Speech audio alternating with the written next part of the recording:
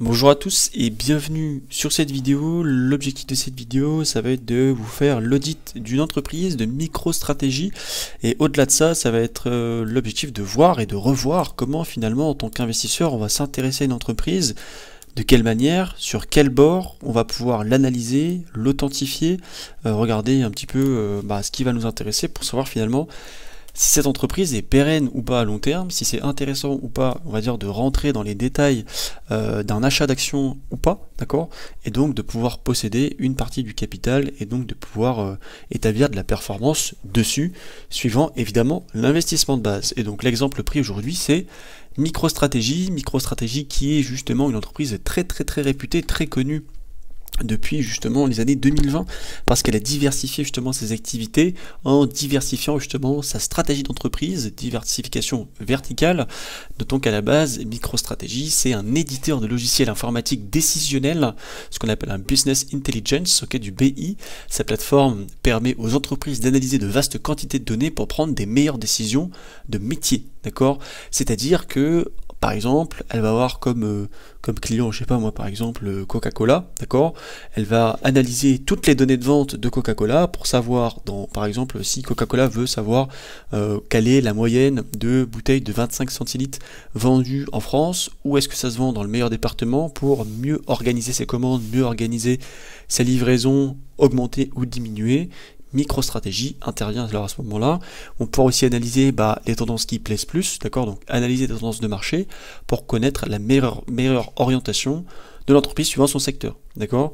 Donc au niveau du résumé du business model de MicroStrategy, donc elle fait de la vente de logiciels dans le Business Intelligence, donc des solutions d'analyse de données pour entreprises, des abonnements au cloud, solutions d'intelligence d'affaires accessibles via le cloud, des services professionnels et du support, des conseils, personnalisation, formation et maintenance, et de la stratégie d'investissement en Bitcoin, tout fraîchement arrivé en 2020, accumulation de Bitcoin, des gains en capital, potentiel à long terme. Okay, donc la première chose à laquelle on s'intéresse sur une entreprise, c'est d'où elle vient, quand est-ce qu'elle a été créée, on va le voir juste après, quel est son business model, quel est son secteur, dans quoi elle travaille, mais surtout, est-ce qu'on arrive à couvrir et à comprendre l'entièreté de ses activités, et soit l'interconnexion entre ces activités. Donc pour moi là il y a une interconnexion entre les trois premiers points, et potentiellement les divergences qui peuvent prendre part, c'est-à-dire investir sur le Bitcoin et faire des ventes de logiciels pour d'analyse de données, ça n'a rien à voir, c'est technologique, ça rentre un peu dans le même cadre, mais ça reste quand même deux choses totalement différentes. MicroStrategy tire donc la majorité de ses revenus de ses solutions de business intelligence, mais son exposition au Bitcoin est désormais un élément central de sa stratégie de capitalisation. Exemple simple, imagine que tu diriges une chaîne de magasins de vêtements, tu souhaites savoir quel produit se vend le mieux dans chaque magasin et à quelle période, donc c'est exactement l'exemple que je vous donnais avec Coca-Cola. Tu as des tonnes de données venant de tes ventes, quels produits ont été vendus, dans quel magasin, à quelle date, par quel vendeur, mais ces données sont brutes et très difficiles à interpréter sans outil. Voici comment l'intelligence décisionnelle pourrait t'aider. La collecte de données, donc ça va collecter toutes les données des ventes, qu'elles viennent de différents magasins, des sites de vente en ligne ou bien même des réseaux sociaux. Ça va les analyser, d'accord, donc ces données elles vont être automatiquement classées suivant les produits, suivant les régions, suivant ce qui était le plus populaire, suivant les nouvelles collections, à quel moment de l'année. La visualisation, ça permet justement de présenter ces informations sous forme de tableau de bord avec des graphiques, des diagrammes plutôt simples à lire, exhaustifs et plutôt, on va dire, très rapidement interprétables quelque part. Donc par exemple, tu peux voir sur un graphique montrant que les t-shirts se vendent mieux en été, mais que dans les magasins situés dans le nord, ce sont les vestes qui se vendent le mieux en hiver. Voilà, par exemple. Et des potentielles prises de décision, d'accord, comme par exemple tu pourrais décider d'augmenter le stock de t-shirts pour l'été prochain dans certaines régions, ou de promouvoir des vestes dans les magasins du Nord pendant l'hiver. Voilà. Donc ça c'est le boulot de MicroStrategy à la base, d'accord, c'est leur activité principale. À noter que MicroStrategy a été créé par Michael G. Saylor, qui est on va dire aujourd'hui un personnage qui est très réputé, né le 4 février 1965, c'est l'un des entrepreneurs et dirigeants d'entreprise, et dirigeant d'entreprise américaine. Il est président exécutif cofondateur de MicroStrategy, une société qui fournit des services informatiques décisionnels, de logiciels mobiles et de services cloud, d'accord. Son siège social se situe en Virginie, à Tyson Corner, exactement, elle est listée au Nasdaq. Sa forme juridique, c'est une société anonyme, bon, ça on s'en fiche un petit peu pour le coup, ça n'intéresse pas beaucoup. Son activité du business intelligence, et au niveau des actionnaires, on voit qu'on a Vanguard qui sont dedans, BlackRock et Invesco. Donc on voit qu'on a quand même des très gros poids lourds de la finance qui croient quand même en MicroStrategy et qui sont quand même détenteurs d'une certaine partie des parts de l'entreprise, c'est-à-dire à quel point quand vous avez ce type d'actionnaire dans en principe votre société, bon, vous êtes censé en principe refléter une bonne société, ok, vous êtes censé être une bonne activité. Et donc là, ce qui nous intéresse ici, c'est ça, c'est qu'effectivement les principaux actionnaires, évidemment, on va retrouver ici Vanguard, juste là, d'accord, on va retrouver BlackRock, on va retrouver Morgan Stanley, ok, et d'autres entreprises, voilà, quand même très très intéressantes et quand même assez conséquentes, mais surtout BlackRock ici qui nous intéresse beaucoup, beaucoup, beaucoup. D'accord. Donc forcément, voilà la première présentation d'entreprise. Où est-ce que c'est la Virginie? C'est juste ici, d'accord. BlackRock Corner, c'est exactement là, pour le coup. Et c'est là où se situe, du coup, l'entreprise de Michael J. Saylor, qui est très réputé, on va en parler juste après. Donc vous voyez, la première chose qu'on fait, c'est juste qu'on est en pleine description de l'entreprise. Qu'est-ce qu'elle fait, où est-ce qu'elle est, où est-ce qu'il est son siège social, on a son site internet, on voit qui sont les différents actionnaires, on est que sur une lecture très basique, on a réussi à comprendre son business model, comment elle fonctionne, qu'est-ce que c'est son activité. Maintenant, les étapes de l'entreprise. Alors, quelles étapes l'entreprise a-t-elle connues depuis sa création? Donc fondation et début, d'accord, donc elle a été fondée en 1989 par Michael Saylor qui cofonde MicroStrategy avec Sanju Bansal, ok, à Tyson Corner en Virginie. Ici, initialement, l'entreprise est axée sur le développement de logiciels permettant d'analyser les données pour prendre des décisions commerciales éclairées. Bon, ça c'est vraiment la première initiative d'activité. C'était vraiment la base des bases. 92, MicroStrategy lance sa première grande plateforme de business intelligence permettant aux entreprises de mieux exploiter leurs données en vue de prendre des décisions plus stratégiques. Ok, donc on voit ici que 3 ans après, on a vraiment un très très gros début d'activité. 94, l'entreprise se concentre sur la fourniture de logiciels de reporting et d'analyse de données à des clients dans divers secteurs tels que la finance, la vente au détail et la santé. Et 98, MicroStrategy fait son introduction en bourse, qu'on appelle un IPO, sur le Nasdaq sous le symbole MSTR. L'entreprise lève 125 millions de dollars lors de cette première introduction, renforçant son expansion dans le domaine des logiciels d'analyse de données. Okay, donc on voit que ici, en moins de 10 ans, quasiment c'est en moins de 10 ans, on a déjà une introduction en bourse pour une entreprise dans le Nasdaq, ce qui est quand même plutôt pas mal, franchement ça s'applaudit pour le coup, avec une très très belle levée ici de 125 millions de dollars, donc on voit que les débuts sont vraiment plutôt pas mauvais, c'est plutôt sain. Crise et redressement, donc entre 2000 et 2003 malheureusement c'était un peu plus compliqué. En 2000, MicroStrategy est touchée par un scandale comptable lorsque sa société doit réviser ses résultats financiers pour plusieurs trimestres, ce qui entraîne une chute significative du cours de l'action. Ce scandale survient dans le contexte de l'effondrement de la bulle d'internet affectant les entreprises technologiques. Et oui, parce qu'ici déjà à la base, MicroStrategy est une entreprise technologique, mais elle travaille avec des entreprises technologiques. Et quand on a un crash, qu'est-ce que font les entreprises? Elles coupent tous les budgets.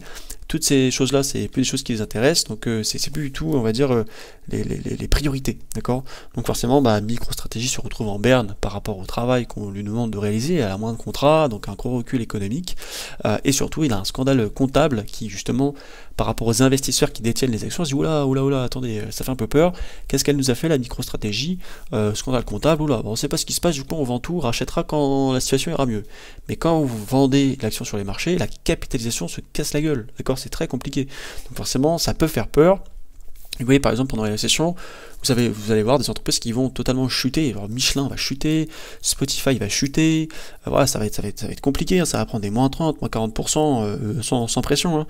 Est-ce que ça veut dire pour autant que ce sont des mauvaises entreprises? Pas du tout. Elles sont juste interconnectées à l'économie, elles sont interconnectées à toutes les autres entreprises, et une entreprise ne fonctionne jamais de manière unilatérale. Elle a toujours besoin d'une contrepartie en face, soit du consommateur, soit même des collaborations commerciales. Ok, ouais, en l'occurrence ici MicroStrategy c'est des activités de service, donc si elle a plus de clients, elle fonctionne plus. Ok, ou si les clients rencontrent des problèmes économiques, elle fonctionne encore moins que ses clients. Donc c'est pour ça que ça pose des soucis. Et effectivement, ce scandale comptable, en fait, c'était sur la comptabilité des gains du premier trimestre. Je sais plus exactement ce qui s'était passé, bref, ça n'avait pas été bien comptabilisé. Finalement, ça a été très rapidement débunk, et malgré les difficultés entre 2001 et 2003, MicroStrategy se redresse en renforçant son portefeuille de solutions analytiques et en améliorant la gouvernance de l'entreprise. Michael Saylor reste à la tête de l'entreprise et restructure les activités pour assurer sa pérennité. Entre 2000 et 2003, savoir qu'il y a beaucoup d'actionnaires qui sont entrés dans la boîte. D'accord, Saylor reste l'actionnaire majoritaire avec son associé, il y a quand même des très gros actionnaires qui sont rentrés, on va dire, dans le jeu de MicroStrategy, évidemment dans les murs de MicroStrategy, parce que ils savaient très bien que c'est une entreprise qui est absolument extraordinaire, qui fonctionne extrêmement bien.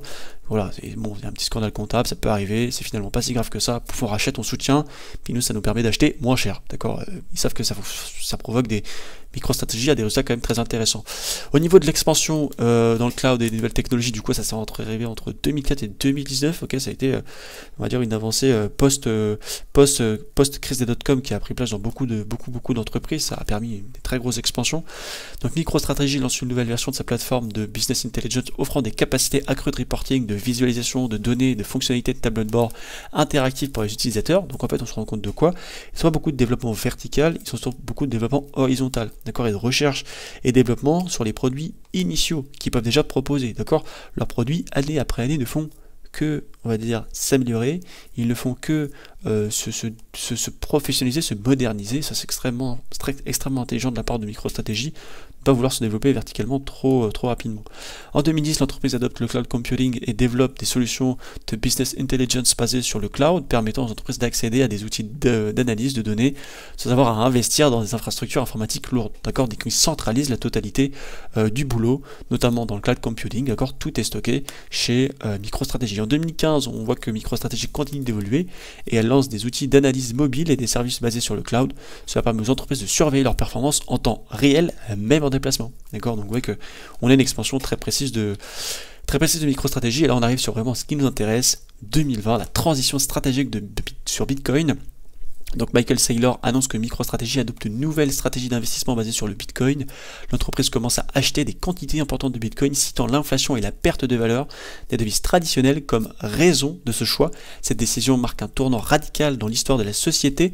Donc en l'occurrence, oui, on a vraiment un développement vertical très conséquent qui prend place, hein, où soit vous développez votre entreprise de manière horizontale, soit de manière verticale. Je vous donne un exemple. Par exemple, je sais pas, je suis une entreprise j'ai un vignoble, ok, je vends du vin. Donc si je fais de nouvelles gammes de vin, bah, je me développe de manière horizontale, toujours sur la même ligne de produits. Puis demain, développement vertical, je propose des dégustations, d'accord, ou je propose par exemple, je sais pas moi, des visites du domaine, d'accord, ou je fais du merchandising et je propose des suites, des pulls, des casquettes à l'effigie de la société. D'accord, ça c'est du développement vertical. Ok, bon, c'est quand même lié à l'horizontal, hein. Il y a quand même des liens entre tous, hein, évidemment. Mais vertical, c'est vraiment qu'on fait quelque chose qui n'a rien à voir avec l'activité de base. D'accord, je sais pas, par exemple, vous êtes vendeur de voitures, puis d'un coup, vous commencez à aussi proposer des services, je sais pas moi, de covering. D'accord. Alors oui, vous êtes toujours sur les voitures, mais c'est pas du tout la même activité. Vous êtes mécanicien, vous faites du covering aussi à côté. Alors oui, ça tourne toujours autour des voitures, parce que vous allez toujours tourner autour de votre activité de base, mais vous faites quelque chose qui n'a rien à voir avec le fait de réparer des moteurs. D'accord, vous venez embellir l'esthétique de la voiture. Ok. Par exemple, bah là c'est ce qu'on appelle une diversification verticale. Août 2020, MicroStrategy fait son premier achat de Bitcoin, acquérant environ 250 millions de dollars de la crypto-monnaie. Cela fait de l'entreprise l'une des premières sociétés cotées à investir massivement dans Bitcoin comme actif de réserve. Décembre 2020, MicroStrategy annonce qu'elle achète plus de Bitcoin, encore 70 000 de plus par un montant d'environ 1,1 milliard de dollars. Cette stratégie fait de MicroStrategy un acteur majeur de l'écosystème.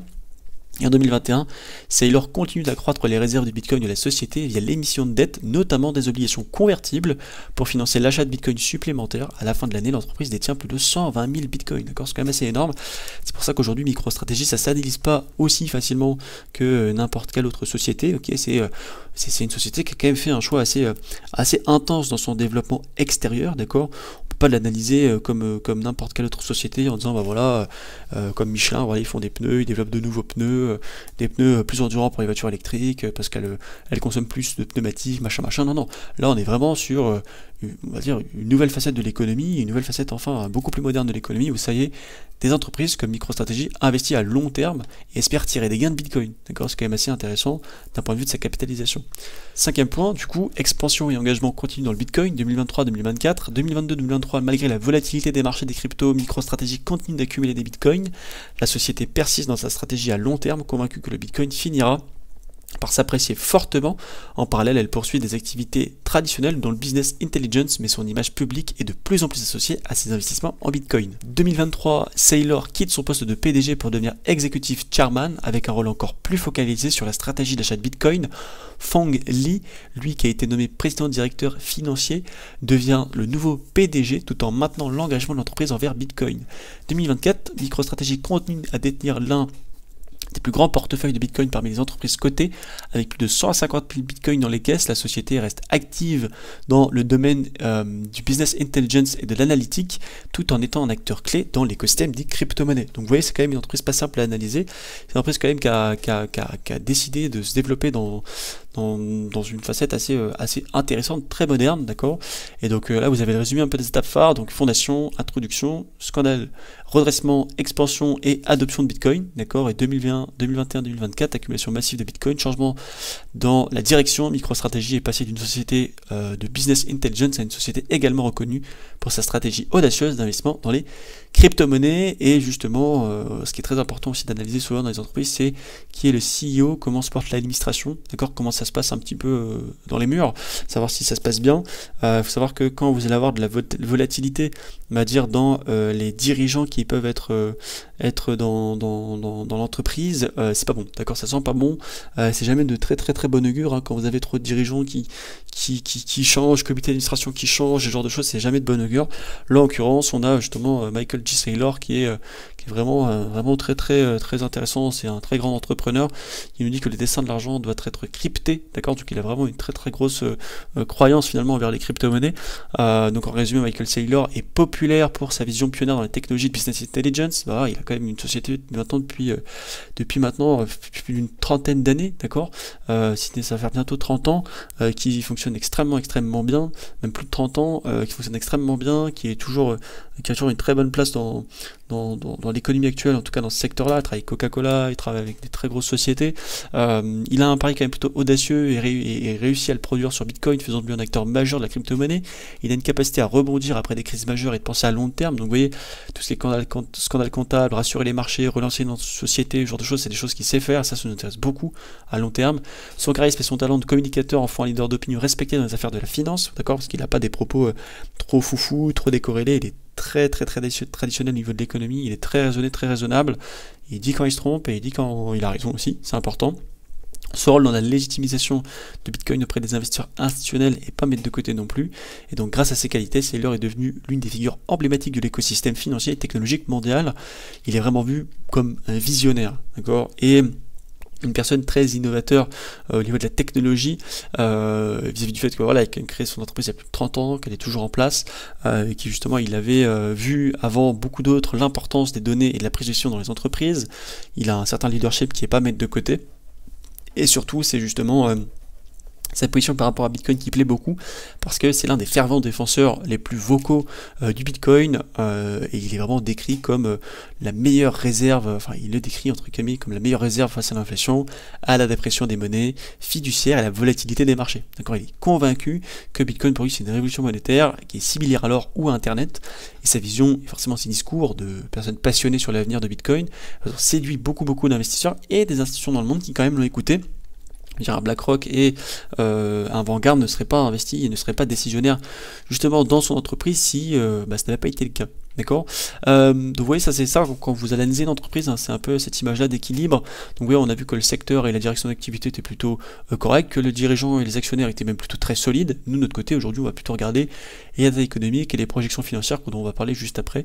Donc au niveau du secteur et de la direction d'activité, on voit que c'est un acteur qui est quand même assez principal, hein, dans tout ce qui peut se passer actuellement. On voit qu'ils sont très bien en place, il n'y a pas trop de problématiques. Tout ce qui est des dirigeants actionnaires, c'est carré, ok, on a étudié Saylor, on a étudié les actionnaires, on a vu qu'ils avaient une très grosse place, on a énuméré toute la création d'entreprise, où ils en sont, les étapes, on voit qu'il n'y a pas anguille sous roche sur beaucoup de points, donc c'est plutôt cool. Et donc là, une fois que vous avez vu ça, ces deux premiers points, maintenant il faut regarder un peu la data économique et les projections financières. Sauf que ce qui est très intéressant aussi, quand justement vous pouvez faire une analyse d'entreprise, et c'est le but de cette vidéo, c'est de faire ce qu'on appelle un SWOT. Ok, ça va être détesté par beaucoup de personnes qui ont fait de la finance ou d'autres économies, enfin d'autres études, mais les SWOT sont quand même très importants pour avoir une vision un petit peu plus large, si vous voulez, de l'entreprise. Donc qu'est-ce que c'est les SWOT? C'est simplement venir relater les forces, les faiblesses, les opportunités et les menaces potentielles pour l'entreprise. C'est très important d'avoir un angle de vue complet, total sur l'entreprise. Il faut comprendre que le modèle économique quand même de MicroStrategy, il est hybride, d'accord. Il est sur deux piliers principaux. Son activité historique des solutions dans le business intelligence, qui fonctionne extrêmement bien, et surtout son rôle d'investisseur dans Bitcoin. Donc c'est très important de venir détailler la manière dont l'entreprise elle génère ses revenus, d'accord. Donc ici au niveau des forces, leadership dans l'industrie d'adoption de Bitcoin, on en a parlé, expertise en analyse de données, on en a parlé aussi, image de pionnier, capitalisation et position forte dans le Bitcoin, et capacité de financement accrue. D'accord, pourquoi? Parce qu'on a des très grosses émissions des grosses émissions obligataires, pardon, et d'autres instruments financiers. Et donc ce qui se passe, et ce qui est très intéressant, c'est d'observer que malgré tout, si vous voulez, on a quand même beaucoup de levées de fonds de la part de MicroStrategy pour investir dans le Bitcoin, et les actionnaires ne fuient pas l'entreprise. D'accord, c'est ça qui est très intéressant et qui est notable. Par la suite, ce que vous pouvez observer, c'est tout ce qui va être justement les faiblesses, d'accord, les faiblesses de l'entreprise, donc la dépendance excessive au Bitcoin. Si demain, on ne sait jamais, hein, le Bitcoin est juridiquement interdit, MicroStrategy se verra quand même dans de beaux draps pour le coup. Ce sera plutôt quand même compliqué pour elle de venir se dépatouiller un petit peu dans tout ce très gros sujet, sachant que c'est une entreprise qui actuellement détient une entreprise cotée en bourse qui détient le plus gros nombre de Bitcoin, d'accord. Donc on a une grosse partie de fonds propres, on a une grosse partie de dette qui actuellement est détenue dans Bitcoin. Okay, l'exposition importante au Bitcoin rend l'entreprise vulnérable à la volatilité de son prix. Toute baisse prolongée de la valeur de cette crypto-monnaie pourrait affecter de manière significative les résultats financiers de MicroStrategy. Bon, après, il faut avoir un peu de recul pour les comprendre de ce fait. Risque de réputation, l'association étroite avec la société avec Bitcoin pourrait entraîner une perte de crédibilité auprès de certains investisseurs traditionnels qui voient encore les crypto-monnaies comme étant des actifs risqués et volatiles. Diversification limitée en dehors des crypto-monnaies. Bien que la société soit un leader dans les solutions de business intelligence, son image est maintenant fortement associée au Bitcoin, ce qui pourrait détourner l'attention de son cœur de métier initial. Charge d'amortissement non négligeable en raison de normes comptables actuelles. MicroStrategy doit enregistrer des dépréciations importantes sur ses avoirs en Bitcoin lorsque les prix baissent, ce qui peut fausser les bilans, et vous allez voir, on va voir juste après. Opportunité, du coup, faut quand même comprendre que grâce aux cryptos, ça peut lui rapporter quand même un très gros pactole, si on peut dire ça comme ça, parce qu'elle pourrait bénéficier d'une valorisation très conséquente si les actifs Bitcoin viennent à prendre beaucoup de valeur, et si les régulateurs adoptent de plus en plus l'approche de manière favorable, d'accord. Expansion des solutions blockchain et crypto, l'expertise de MicroStrategy en business intelligence peut être exploitée pour développer des solutions de gestion de données et d'analyse de l'écosystème dans l'écosystème blockchain, offrant de nouvelles avenues de croissance. En effet, si justement demain MicroStrategy vient à développer de nouvelles choses grâce, on va dire, au business intelligence et surtout grâce à la crypto-monnaie et à cette technologie de la blockchain par rapport à la business intelligence, ça pourrait être exceptionnel et ça serait une première justement dans l'ABI, d'accord, ça serait incroyable. Partenariat stratégique, MicroStrategy pourrait former des partenariats avec d'autres entreprises du secteur de la blockchain ou des fintech afin d'explorer des opportunités de développement autour de nouvelles technologies comme les contrats d'intelligence ou la DeFi, la finance décentralisée. Demande croissante pour les outils analytiques dans la crypto-industrie avec la complexité croissante des données de la blockchain. MicroStrategy pourrait proposer des solutions avancées d'analyse et de reporting pour les investisseurs en crypto-monnaie, renforçant ainsi son offre évidemment. Et ça qui nous intéresse, d'accord, parce que encore une fois, on a quand même un BlackRock, on a quand même un Vanguard qui sont encore quand même dans les murs de la société. Donc forcément, si derrière on a si vous voulez de telles sociétés qui continuent de prendre part sur l'entreprise qui est MicroStrategy, on peut vite comprendre que il y a un fort intérêt justement dans cette société et que les très gros intervenants entre guillemets arrivent à pricer le très bon avenir de cette société en question, d'accord. Et donc forcément ça c'est très intéressant et ce n'est pas à mettre de côté. Ok, pour moi MicroStrategy a un très gros avenir à long terme.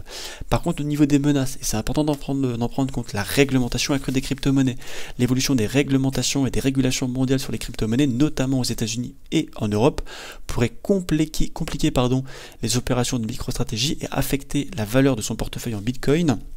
On a aussi une question de volatilité extrême des crypto-monnaies. La nature hautement volatile du marché en crypto-monnaies reste un risque majeur pour l'entreprise. Une chute prolongée ou un crash pourrait entraîner des pertes financières importantes, nuisant à la stabilité de la société.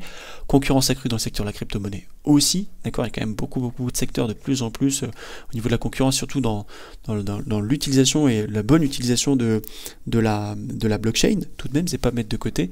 Et instabilité, là on va pouvoir justement lire instabilité comment ça s'appelle, économique globale. En cas de ralentissement économique ou de crise financière mondiale, les investisseurs pourraient fuir les actifs risqués comme la crypto-monnaie, ce qui affecterait directement MicroStrategy. D'accord, donc en conclusion, on a quand même une entreprise qui est extrêmement solide, qui a une direction d'entreprise qui est phénoménale, mais il y a quand même des risques. D'accord, c'est quand même une stratégie risquée, on n'est pas du tout sur une stratégie conservatrice, hein, c'est quand même assez intense. Donc MicroStrategy a su se positionner comme un acteur clé dans l'adoption de Bitcoin en tant qu'actif stratégique. Cependant, cette stratégie comporte des risques considérables en raison de la volatilité inhérente au marché des crypto-monnaies, des régulations potentielles qui pourraient limiter leur adoption. L'entreprise bénéficie d'un fort capital réputationnel et une expertise technique de l'analyse de données, ce qui pourrait lui permettre d'innover dans le secteur de la blockchain. Et vous le savez, la blockchain, c'est très intéressant, tout ce qui va être justement le développement de NFT, l'immabilité, la transparence. MicroStrategy pourrait prendre un virage exceptionnel pour l'avenir. Cependant, la diversification de ses revenus et une gestion prudente de son exposition au Bitcoin serait déterminante pour son succès à long terme. Il faut quand même comprendre que, à mon sens, et je dis bien à mon sens, MicroStrategy peut être le Nvidia de demain dans l'analyse de données. D'accord, c'est très clairement possible. Donc pour revenir sur certaines données financières, on voit qu'ici du coup les revenus à venir sont prévus pour le 29 octobre, donc pour le mois qui arrive, donc ça va être très intéressant de les surveiller. On voit que la captation boursière c'est à peu près 26 milliards, d'accord, ça pèse 26 milliards en bourse. On a à peu près 2000 employés, donc on voit ici l'industrie logicielle, service internet, fondée en 89, donc on est plutôt bon. Le site internet, vous voyez, c'est très intéressant à observer ce genre de choses. Ici, on voit que la croissance et la rentabilité est très compliquée, et vous voyez à quel point les données et les bilans financiers sont extrêmement, on va dire, faussés de la part malheureusement des marchés, pour les raisons suivante, celle-ci, c'est que vous voyez ici la volatilité du Bitcoin vient creuser ici en 2022 une marge nette absolument désastreuse, d'accord. Vous avez les revenus nets ici, marge en pourcentage, d'accord, revenu net, marge en pourcentage, on va le voir juste après. Pourquoi? Parce que ça a été le gros bear market sur les cryptos. Donc volatilité du Bitcoin, le prix du Bitcoin a connu une forte baisse au cours de l'année 2022, passant d'environ 69 000 $ à la fin de l'année à environ 16 000 $ en novembre 2022. Perte de confiance des investisseurs entre guillemets. Pourquoi? Parce qu'on a eu une baisse des bénéfices et les pertes massives qui ont été enregistrées en raison de la stratégie qui a été conduite finalement, ça a entraîné une certaine petite perte de confiance des investisseurs. D'accord, le cours de l'action de MicroStrategy, forcément il a chuté vu qu'il est corrélé à Bitcoin maintenant, ce qui entre guillemets a pu aggraver entre guillemets la perception négative de la rentabilité de l'entreprise. Alors que dans son business, dans son activité de business intelligence, c'est nickel, il n'y a rien à dire, tout est bon, tout est parfait. Il n'y a vraiment rien à dire là-dessus. Donc ici, ce qui est très intéressant à observer, c'est qu'effectivement, on voit qu'en 2022, donc là vous avez les revenus nets et la marge nette, ok, en pourcentage. On voit que la marge nette là sur 2022, c'est totalement chuté, hein, ça s'est drastiquement cassé la gueule, parce que déjà on a eu le Covid, hein, ça a été compliqué, puis après boum, le gros bear market, et là on le voit. D'accord, là vous avez le Bitcoin, Bitcoin qui passe de 69 000 $ à 19 000 $ ici. Donc ça, ici, c'est le reflet de la marge nette là. D'accord, vous voyez que d'une manière comptable encore, comptabiliser les crypto-monnaies dans votre bilan, c'est pas évident, parce que c'est clairement comptabilisé comme de la perte, alors que c'est même pas de la perte, si vous voulez, c'est même pas de la perte subie, d'accord, c'est de la perte qui est sur les marchés, qui est latente, ok, c'est pas de la perte encaissée, c'est ça qu'il faut comprendre.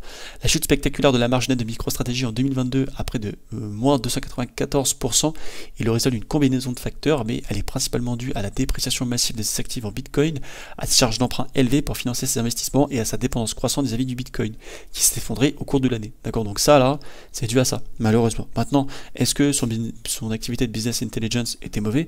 Pas du tout, d'accord, au contraire, c'est excellentissime, ok, excellentissime.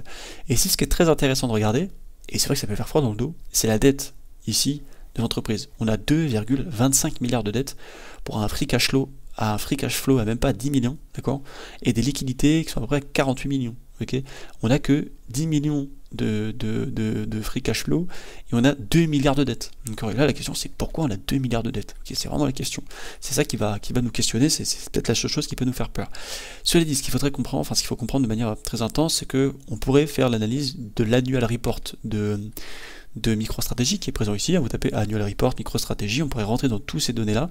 Cela dit, la vidéo va peut-être déjà durer entre 30 minutes et 1 heure, et donc pouvoir faire l'analyse entière de tous ces tableaux-là serait possible. Ça peut être intéressant, hein. Si je vois qu'il y a de l'engouement derrière cette vidéo, on pourra le faire, on pourra rentrer dans tous les détails et mettre des projections financières avec grand plaisir.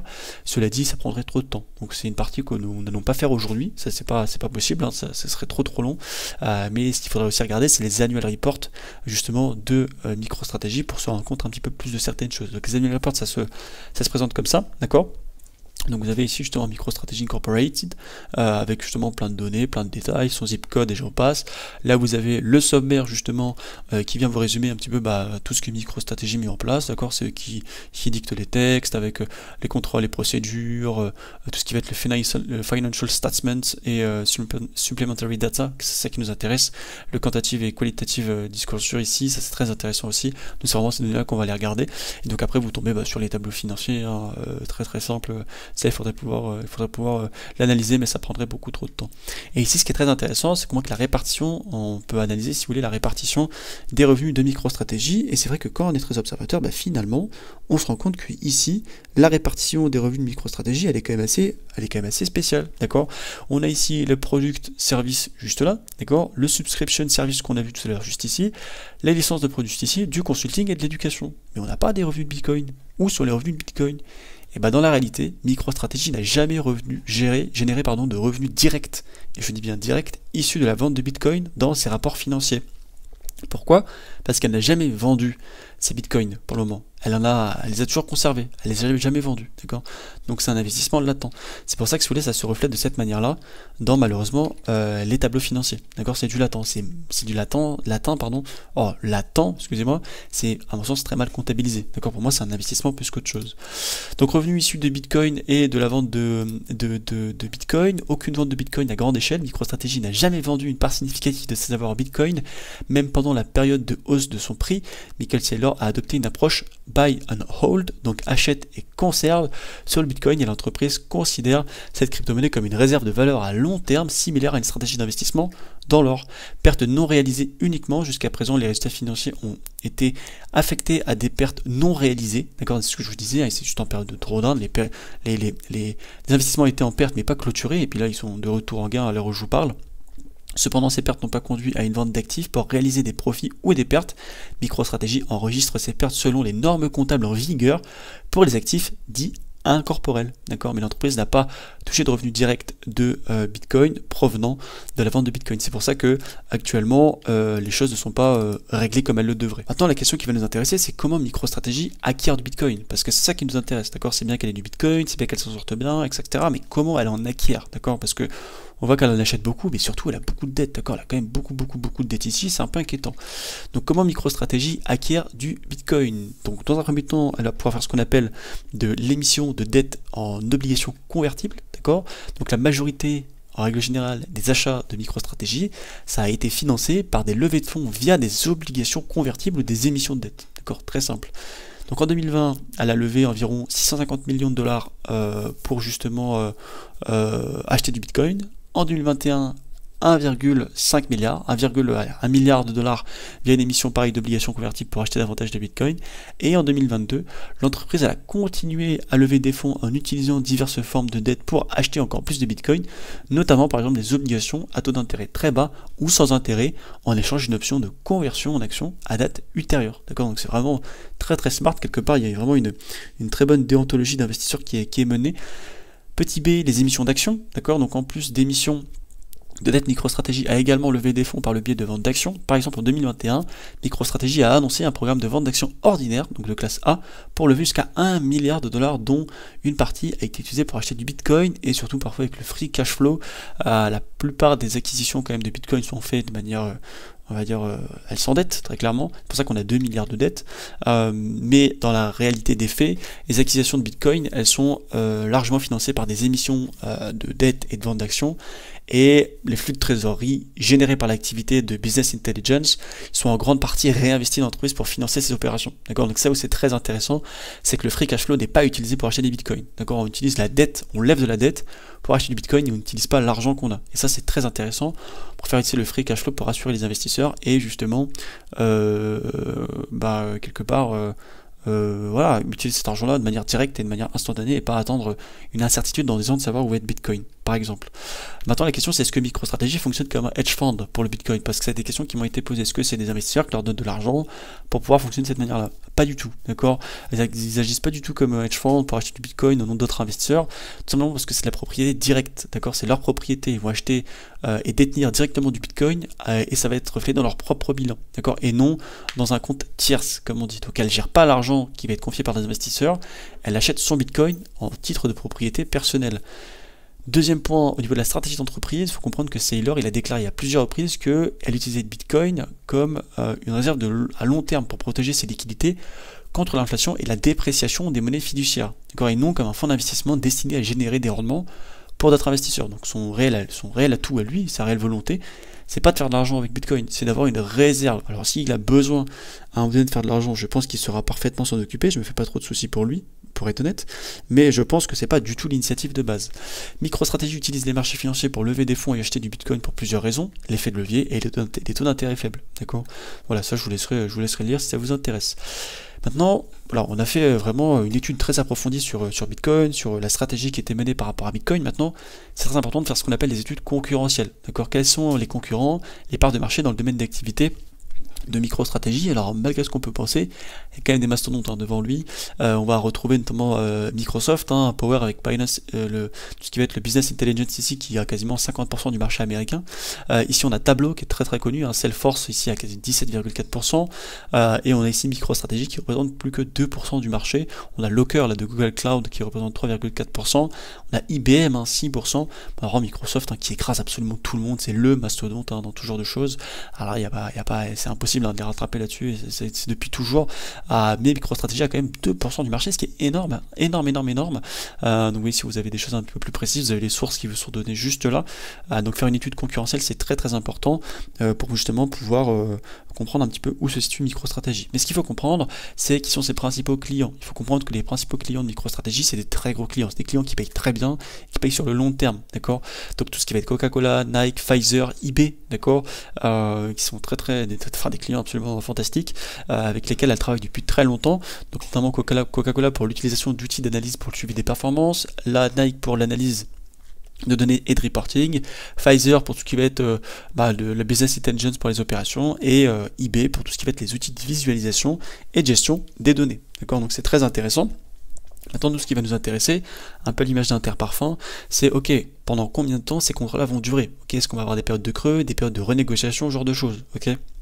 Là, en l'occurrence, ici on comprend que dans tous les cas, c'est des données qui sont quasiment impossibles à trouver. D'accord, j'ai vraiment regardé une grosse partie des annual reports là sur 5 ans et il n'y a pas d'informations. Il faut comprendre que MicroStrategy ne divulgue pas du tout les dates précises de la fin de ses contrats avec ses plus grands clients dans ses rapports publics ou ses communiqués de presse parce que elle signe justement avec des clients des contrats de confidentialité, d'accord, et que dans tous les cas, les contrats qu'elle signe avec ces grandes entreprises, elles sont souvent de nature pluriannuelle, d'accord.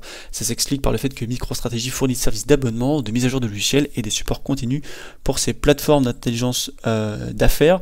Les entreprises de grande taille qui dépendent des solutions de business intelligence comme Pfizer ou le New York Life nécessitent un soutien à long terme pour leurs besoins ou analyse de données. Et en décisionnel, les relations avec ses clients incluent des services de support, d'infrastructures de cloud ou de mise à jour régulière, ce qui renforce la durée de ces partenariats stratégiques. D'accord, bien que MicroStrategy maintienne des relations à long terme, les détails spécifiques des échanges contractuels ne sont généralement pas rendus publics en raison de leur nature confidentielle et de leur importance concurrentielle. Donc vous voyez, c'est très intéressant aussi de s'intéresser avec qui elle travaille. Mais on sait que c'est sur du long terme, on comprend qu'elle est avec des très grosses corporates avec lesquelles elle travaille depuis très longtemps. Il ne devrait pas y avoir de soucis. D'accord, il ne devrait pas y avoir de soucis. On a du BlackRock qui est dans les actionnaires, on a du Vanguard, on a ce genre de choses. Oui, on est vraiment sur un discours qui est très rassurant, on est sur un discours qui est vraiment très carré, tout est bien encadré, tout est bien expliqué, c'est rassurant. D'accord, c'est rassurant. La seule chose qu'on n'a pas regardé, c'est les données financières. Bon, elles sont déjà très bonnes, pour être honnête. Elles sont malheureusement biaisées avec ce qui s'est passé là en 2022 et la mauvaise, à mon sens, comptabilité de Bitcoin qui pour moi devrait, j'espère, dans les années qui arrivent, évoluer parce que ça fausse un peu les résultats réels de l'activité principale de MicroStrategy. Mais on est sur une entreprise qui est quand même très solide avec un dirigeant pour ça qui est très fiable.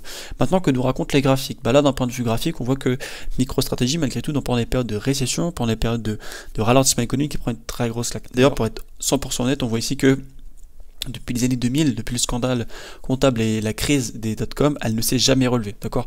On a été chercher un plus bas, on a été chercher des plus hauts par la suite, c'est splendide, hein, c'est magnifique, je crois qu'on a une très grosse performance sur le market, on passe quasiment de 0,75 à 144, hein, on est sur des milliers et des milliers de pourcentages de performance, c'est fabuleux, et ici on voit qu'on n'est jamais revenu sur ce niveau de capitalisation, d'accord, donc je pense qu'on devrait revenir incessamment sous peu, je pense que ce sera largement le cas après le bull run qui devrait arriver.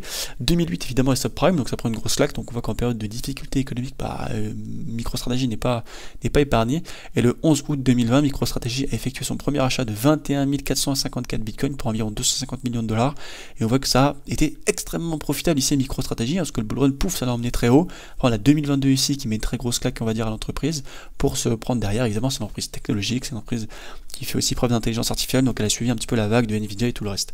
Maintenant ici, ce qui est très intéressant d'observer, c'est que MicroStrategy est pleinement corrélé à Bitcoin. D'accord, là en jaune vous avez la courbe de Bitcoin et on voit que ça suit exactement les mêmes courbes, donc c'est à garder à l'œil. Donc on comprend qu'on a une très grosse corrélation entre par exemple un bull run, d'accord, et l'évolution en bourse de MicroStrategy. Donc ça c'est très important à suivre. C'est pour ça que parfois on pose la question, oui, pourquoi tu achètes du Coinbase et tu achètes du Bitcoin? Bah parce que Coinbase est relié à l'activité de Bitcoin, vu que c'est sur Coinbase que tu vas acheter des Bitcoins. Quand tu vas acheter tes bitcoins, tu vas laisser des frais à Coinbase, c'est ce qui va faire son chiffre d'affaires. Donc il y a une interconnexion, il y a un lien entre ces deux noyaux, et ces deux noyaux en principe vont chercher les mêmes sens, d'accord, par exemple. Donc au 30 septembre 2023, MicroStrategy possédait déjà 158 000, quasiment 159 000 bitcoins. Cette quantité résulte de plusieurs achats effectués depuis 2020. Le coût total de ces bitcoins était de 4,6 milliards de dollars, avec un prix d'acquisition d'environ 29 000 dollars par bitcoin. La valeur de marché de ces bitcoins à la fin de septembre 2023 était de 4,2 milliards de dollars, avec un prix de marché à 27 000 dollars par bitcoin. Ouais, c'est quand même assez conséquent. Là ici, alors j'ai pas la date, je suis désolé, c'était il y a quelques jours. MicroStrategy lève 1 milliard pour acheter encore plus de bitcoins, c'est quand même assez conséquent. Donc on devrait avoir cette évolution là sur MicroStrategy, hein. Le bull run ici, l'upside justement du bull run qui nous emmène MicroStrategy à aller taper des plus hauts, hein. Pourquoi? Parce qu'il est pleinement lié à la capitalisation des crypto-monnaies et pleinement lié à la capitalisation des bitcoins, et un bear market qui devrait prendre place par la suite, d'accord, sans forcément être impacté par le côté business intelligence. Par contre, ce qui est très important à noter ici, c'est que on attend une récession, potentiellement une dépression économique, donc quel impact ça va avoir finalement sur la société et du coup sur son business de business intelligence, d'accord, et surtout comment les crypto-monnaies vont réagir par rapport à cet événement assez compliqué qui devrait prendre place dans l'économie. Et donc on comprend que en principe MicroStrategy, si elle continue sa stratégie d'acquisition de Bitcoin, elle devrait suivre, si vous voulez, le fil conducteur du Bitcoin actuel, d'accord, donc venir chercher des plus hauts à long terme. Donc MicroStrategy peut être en effet une entreprise très très intéressante à acheter, pas pour le moment à mon sens, enfin si pour le moment, parce qu'on a un temps de bull market, donc ça devrait être plutôt pas mal, mais c'est vrai que pour le moment la seule chose qui fait un peu peur, c'est cette pseudo-récession, pseudo-dépression qui devrait potentiellement prendre place. On a fait un gros travail là-dessus sur la chaîne publique, donc à voir un petit peu ce que le marché pourra réellement nous proposer. Voilà pour l'audit de MicroStrategy. Vous avez vu, c'est pas simple, hein. C'est une entreprise qui fonctionne vraiment, il fonctionne avec deux chaussures différentes, qui est hybride, qui s'est diversifiée d'une manière verticale assez intense. On peut pas juste lire les rapports financiers, parce qu'on comprend même que les rapports financiers finalement sont un peu biaisés d'un point de vue de la comptabilité, d'accord. Il y a un petit souci à ce niveau-là. Une chose qui sont pas cohérentes encore dans le fait de comptabiliser des achats de crypto-monnaies, et ça impacte directement la valorisation de l'entreprise. Ok, il y a des choses qui sont encore un peu qui sont pas encore assez modernes. C'est pour ça que il faut pas se laisser parfois biaiser par les rapports financiers. Il faut vraiment rentrer au cœur de la société, rentrer dans le cœur des murs, comprendre comment elle fonctionne, comprendre le dirigeant, comprendre la direction d'entreprise, la nature de l'entreprise, c'est très très important. Comprendre aussi comment elle réagit à des bonnes périodes comme à des mauvaises périodes. Comprendre aussi qui sont ses plus gros clients, c'est très important. Si c'est des contrats à court terme, long terme, c'est plutôt volatile. Est-ce qu'il y a ce qu'on appelle du business repeating, ok? C'est-à-dire que par exemple, business repeating, c'est quoi? Par exemple, demain, moi, je suis Apple, ok, je fais que des téléphones, j'ai un business repeating si je change un téléphone tous les 3 ans qui va pas être forcément énorme. Alors que si je sors des téléphones, des AirPods, des ordinateurs, des tours, je sais pas moi, des écrans, ce genre de choses, j'ai un business repeating qui est plus conséquent parce que j'ai une diversité une diversification de produits qui est conséquente, d'accord. Bah là, le business repeating est plutôt bon parce qu'on voit que plus les années avancent, plus finalement il se diversifie dans plein d'autres choses, dans plein de nouvelles solutions pour améliorer la lecture de données, d'accord. C'est extrêmement intéressant. Ses principaux clients, c'est du lourd, donc c'est des clients qui payent bien, donc forcément ça fait du chiffre d'affaires et c'est plutôt rassurant pour les investisseurs. On voit quand même que c'est pas l'entreprise qui a la plus grosse part de marché, mais avec la stratégie d'investissement, elle est quand même assez unique. On voit que justement, on a compris un peu comment elle acheter ses bitcoins, d'accord, donc avec l'émission de dette, donc c'est plutôt intéressant. C'est évident, le business de business intelligence fonctionne toujours bien, qu'il y a une bonne diversification, il y a toujours quelque chose de plutôt haussier, ça devrait être plutôt cool. On a vu aussi qu'elle intervient principalement aux États-Unis et justement dans tout ce qui va être l'Europe, etc. Donc ça reste des pays qui payent bien et qui ont des pouvoirs d'achat pour utiliser leurs services, donc c'est très rassurant. Là, on n'a pas fait tableau financier, c'est pas intéressant, enfin c'est très intéressant, mais nous n'avons pas le temps de le faire aujourd'hui. Et on a vu justement sa très grosse corrélation à Bitcoin. Voilà. Bah écoutez, j'espère que cet audit et cette présentation d'entreprise vous a plu. J'espère que voilà, vous avez appris des choses, que vous savez maintenant comment un peu ça se passe. Après voilà, suivant les secteurs, suivant les entreprises, suivant les dirigeants, suivant plein de choses, ça ne fonctionne pas du tout de la même manière, hein, d'accord. Là j'ai été très simple, mais suivant les entreprises et suivant encore une fois les secteurs, on ne travaille pas du tout de la même manière. Voilà, bah écoutez, passez une bonne journée, une bonne soirée suivant l'heure à laquelle vous voyez cette vidéo, et on se retrouve dans un prochain format. Salut tout le monde, ciao ciao.